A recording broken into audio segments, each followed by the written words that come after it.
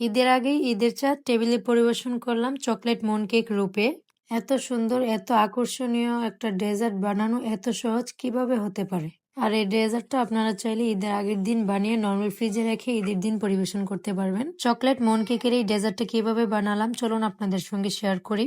Chocolate moon কেকটা বানানোর জন্য প্রথমে আমি এখানে নিয়েছি 3 প্যাকেট মেরি বিস্কিট। আপনারা চাইলে অন্য বিস্কিটসও ব্যবহার করতে পারবেন, কিন্তু চেষ্টা করবেন যে বিস্কিটসের নিজস্ব ফ্লেভার কম আছে ওই বিস্কিটটাই ব্যবহার করার। আমি বিস্কিটস গুলাকে হাতের সাহায্যে এইভাবে ভেঙে নিয়েছি ছোট ছোট করে।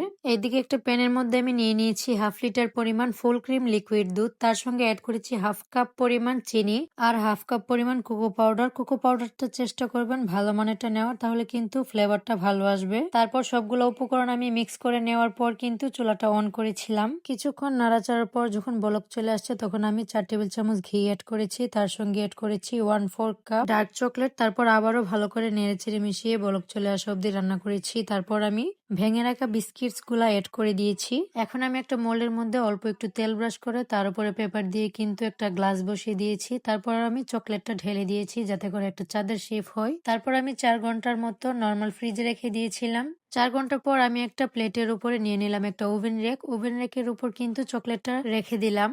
এবার ডাবল বয়েলের ওপর আমি একটা হিটপ্রুফ বাটি বসিয়ে দিয়েছি আর তার মধ্যে চকলেট নিয়ে নিলাম 200 গ্রামের মতো। এবার চকলেটটাকে মেল্ট করে নিব। আর আমি এখানে ইউজ করেছি মিল্ক চকলেট। এবার মেল্ট করা চকলেটটা আমি মুন কেকের উপর ঢেলে দিচ্ছি। যেহেতু মুন কেকটা ঠান্ডা, চকলেট ডালার কাজটা কিন্তু অবশ্যই তাড়াতাড়ি করতে হবে, কারণ চকলেটটা কেকে ডালার সঙ্গে সঙ্গে জমতে শুরু করবে। এখন আমি চকলেট মুন কেকটার উপরে পেস্তা বাদাম আর তার সঙ্গে গোলাপের পাপড়ি দিয়ে কিন্তু ডেকোরেট করে নিয়েছি। এরকম একটা ডেজার্ট যদি ঈদের দিন খাবার টেবিলে রাখা হয় তাহলে কিন্তু অটোমেটিকলি ঈদ ভাইব চলে আসবে। আর আমার আজকের চকলেট মুন কেকের ডেজার্টটি আপনাদের কাছে কেমন লেগেছে অবশ্যই কিন্তু কমেন্টে জানাতে ভুলবেন না। আর ভালো লাগলে অবশ্যই চ্যানেলটা সাবস্ক্রাইব করতে ভুলবেন না। আল্লাহ হাফিজ।